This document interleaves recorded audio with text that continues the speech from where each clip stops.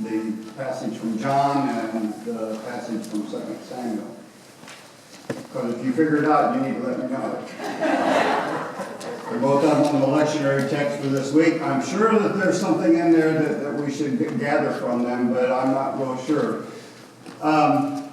My temptation this week was to say we've had enough of 2 Samuel and we'll just go ahead and jump out of this and go into the gospel reading.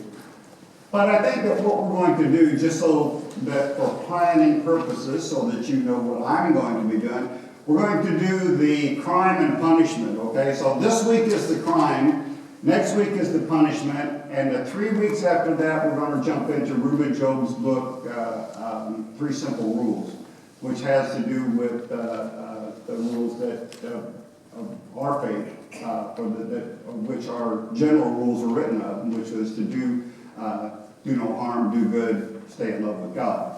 So the next 4 weeks then have been kind of laid out for you, and any thoughts that you would have on those will be appreciated. But for today, we're going to go back to David and Bathsheba and have a word about them. I don't normally, I got in trouble in lectionary because they said that I have picked out the most horrible looking people for King David over the last few weeks. And I said, well, nobody's got a picture of him. It isn't like you know who they are. So for this week, how about Gregory Peck? Does that work for you? There. 1951, the name of the movie? David and Bathsheba. So there it is. I started off with this with a T-shirt that says "Because I Can," and that was a "Because I Can" was the mantra of a person that used to be in our family who's no longer there. They got divorced, but he was Fabio. I mean, he looked like him. He was 6'2", shaped like this, square jaw, all that, good looking, had it all going for him, could play a 5-string guitar because he didn't feel the need to replace the 6-string. But whenever you would ask him, why do you grow your hair like that? Why do you do what you do? Why do you get yourself in so much trouble all the time? That's his answer. Because I can. Because I can.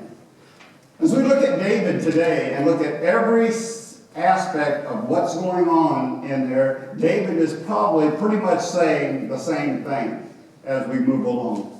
Why do I do what I do? Because I can. I'm capable. I can do. I do what I do because I can. The storyline today stems, and here's the other thing. When I started looking for a hermeneutic as to how to approach this, a tangent to take off of the scripture for a place to go, there were so many avenues that you could go to preach this from that it's not funny. Remember last year when Nevada for the Common Good got together and rewrote some legislation that had to do with human trafficking? You know, it was one of the best things that Methodists did, that they got, and they passed this legislation that was, or this resolution, and sent it to Nevada Congress for passage. And there's a big hoopla about it, that we are standing against human trafficking, of which prostitution is part of that. Okay, because that is slavery in a certain way. In a lot of ways, that's slavery. So that we got together as a group of people and said, we're going to stand against this. And so I thought, there's the idea that I want. We'll just go and we'll make a stance because David, Bathsheba took what he wanted to, and pretty much, that it was, he made a slave out of her. So that'd be the way that I would go. And that's a good way. There's nothing wrong with that. You can preach that. That'll preach real well. But before we go there, we'll save that for maybe 3 years from now when this cycle comes back around, and we'll approach it that way. This fired me up to the point because, and this is where I almost went with this, is because Thursday night, anybody watch the Channel 8 News Thursday night? Does anybody watch the news besides me? we're all bored, so I'm a news nut, so every night Jan says, why do you watch that stuff? It's the same stuff every night. I said, you just never know what you're going to glean when you watch the news. You know what I found out from watching the 8 o'clock local news, or Channel 8 local news on last Thursday? I found out that Mustang Ranch, outside of Sparks, you know what this is. You must have watched the same news show. That's what they won Brothel of the Year award, 2nd year in a row. And this is news. Think about that. Think about that. You know what you don't? Yeah. How much good did passing this legislation do a year ago? That we were going to take a stance against this kind of abuse, this degradation of women. And then, it didn't do a whole lot of good. And the reason is because of the decisions that people make surrounding it. So I thought to myself, there's a hermeneutic we can go with. It's, I love that word. I never understood what it meant while I was studying it, but then after I got out, and I finally figured out, oh, I know what that is. It's an angle of attack. It's the way you want to go at a particular scripture. So I want to go at this one from a position of decisions.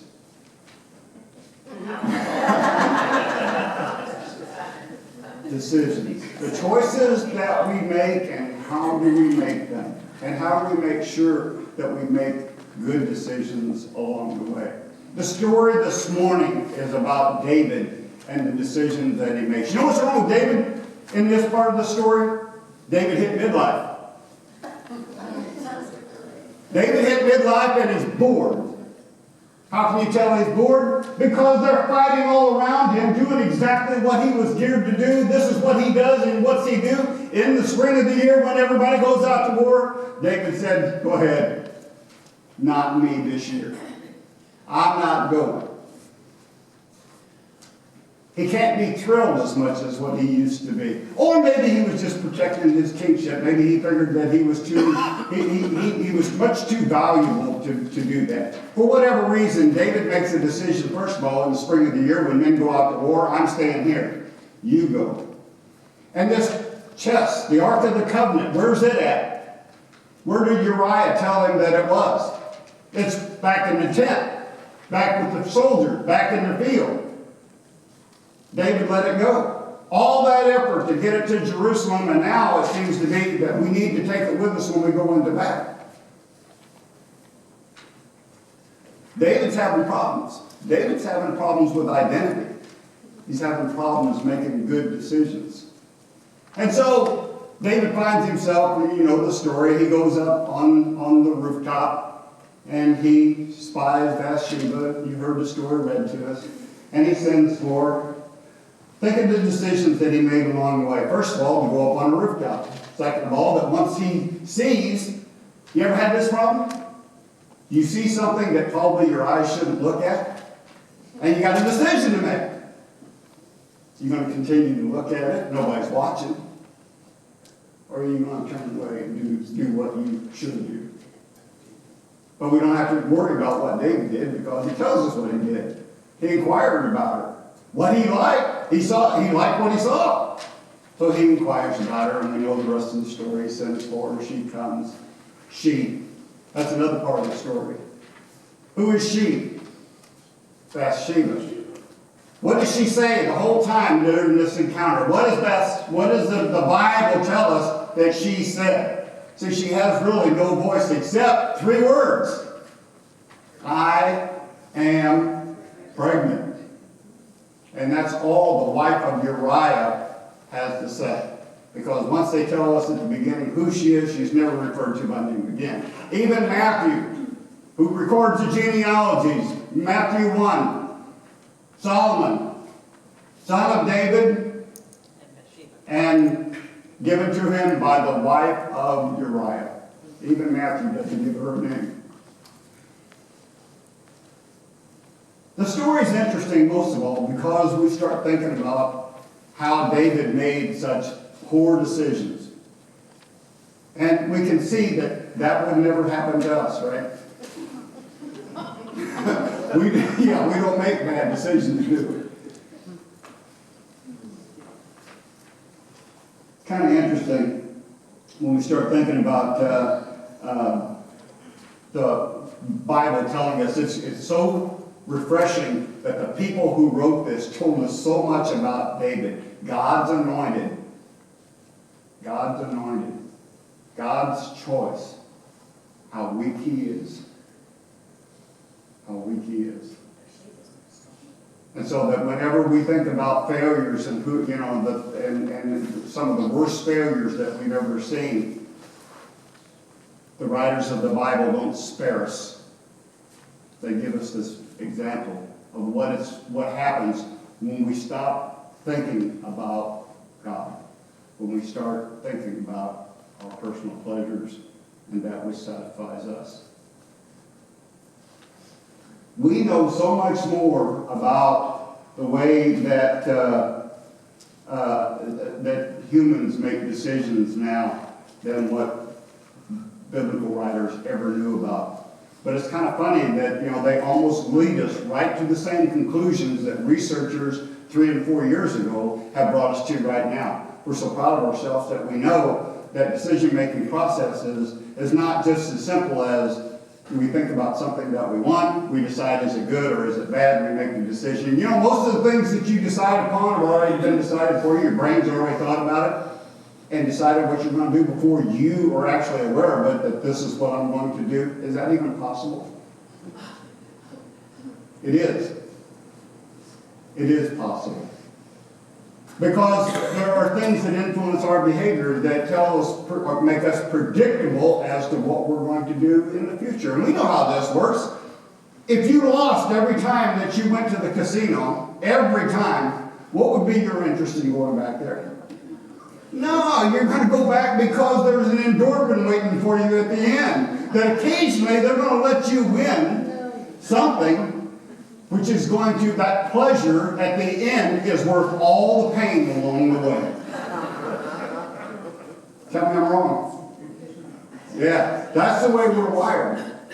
That we know, and that we know that without that we're much easier influenced.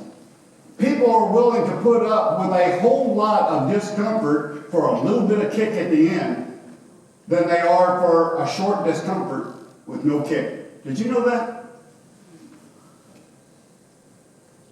That given the choice between a whole bunch of anxiety and not much anxiety, they'll pick the one that has a little bit of boost at the end over the one that there's no boost. There's nothing bad, there's just nothing good. And that's what we'll pick. And your brain is already wired to select that. And we think that we're in charge. And we can see how this is going to play out in the decisions that we make when we start thinking about things such as addictive behaviors. Why do people do what they do? Why do people do what they do? Why did you do that? You knew it was going to hurt you in the end, but it was worth it along the way.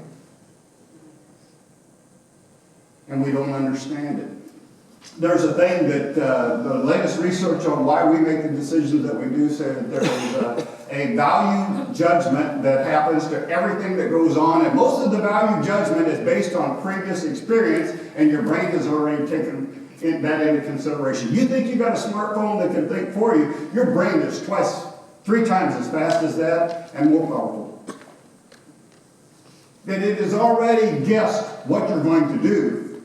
And pretty much when the decision comes, you say, I chose that. Your brain already chose it for you.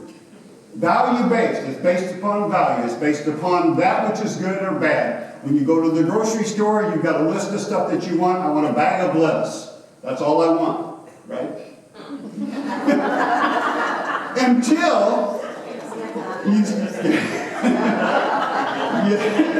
I'm getting everybody here this morning. He's confessing and I didn't even say anything yet. The decisions that we make. We put values on things And that's one there. Researchers like to see what part of your brain lights up when they do things like that. So, test subjects go in and they put electrodes on your brain. And when you are asked to make a simple choice about something, how many areas of your brain light up? At least 4 that they know about. The prefrontal cortex, the hippocampus in the center of your brain, the pleasure center of your brain, and 2 or 3 that I can't even pronounce light up for one little decision. Because your brain is telling you you've enjoyed this in the past, it's been good for you, or that didn't work out real well.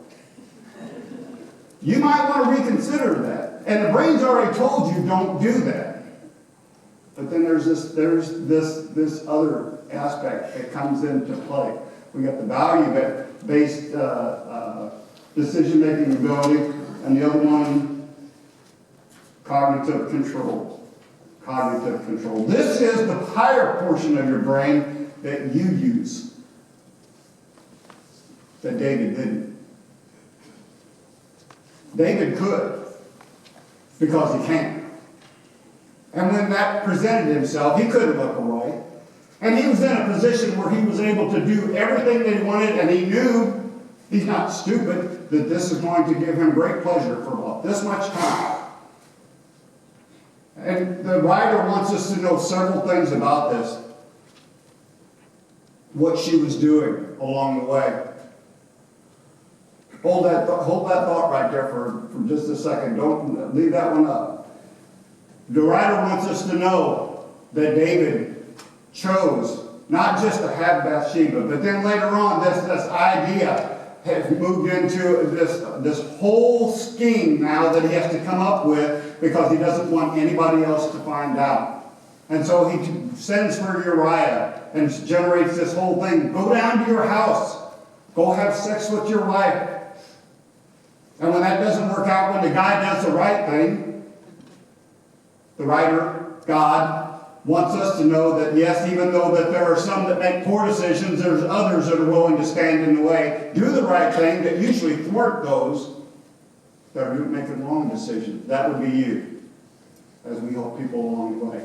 And when that doesn't work out, this little bitty thing that he said with his eye first saw Bathsheba has now turned into a plot for murder, and he gets away with it. Have Uriah withdraw, or the soldiers withdraw from around him, make sure he doesn't come back. All for this. And later David will write, against you, O Lord, against you alone have I sinned. And we'll talk about that next week when we get to the punishment phase of David's little twist.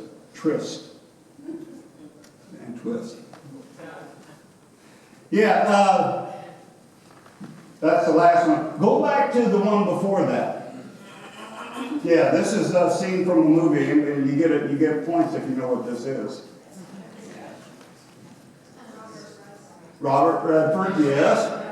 Demi Moore, and the other person's Woody Harrelson. 1991. Indecent exposure. Indecent proposal. Can money buy anything? This is where how my mind works. See, in 1991, I was not willing to say what I would do for $1 million. Think about it. What would you do can money buy anything? And you know what it was, the proposal that Redford made to Woody Harrelson for his wife for $1 million. I can't tell you how it worked out because I didn't watch the movie. I did watch the proposal yesterday, though. And I thought about that. So one night, who's going to know? You get to confess tomorrow. Everybody goes home. What difference does it make? Would you do this for $1 million? And I just told you about your value-based and your controls that we got on our brain. How's your brain going to work to that one? See, the question for us this morning as we read the 2 Samuel text is God enough for us? Is doing the right thing? Paul says, whatsoever is true and honorable and just and pure, set your mind on these things, because if you don't, you can't say no to this. Because you're being bombarded by this. Because we live in a state that thinks it's news that a brothel wins an award 2 years in a row. They've been charting this for 18 years, by the way. It's serious stuff. Whether we're talking about decisions that we make, whether we're talking about David, or whether we're talking about brothels in Nevada, it's the use and abuse of people, including ourselves. Why do we do the things that we do? I talked about the decisions that you made this morning, just to get here. Think about that. To get out of bed, to get yourself dressed. Hopefully it wasn't an effort. Hopefully that this is so routine by now that hopefully that your value base says that this is such a good thing. I get such a kick from this along the way. That this is what I want to do.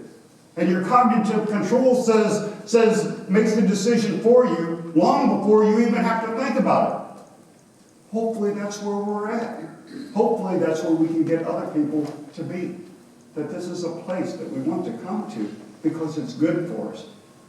It lifts our spirits. God is in this place. It brings us close. It makes us feel good about the fact that we're here in the presence of God. See, the David story teaches us a whole lot about ourselves, how things can go if we don't pay attention, and it also teaches us about why we do the things that we do. And we think we know that. We are fearfully and wonderfully made. The sex drive within human beings is a powerful force. Powerful force. People will risk everything for that.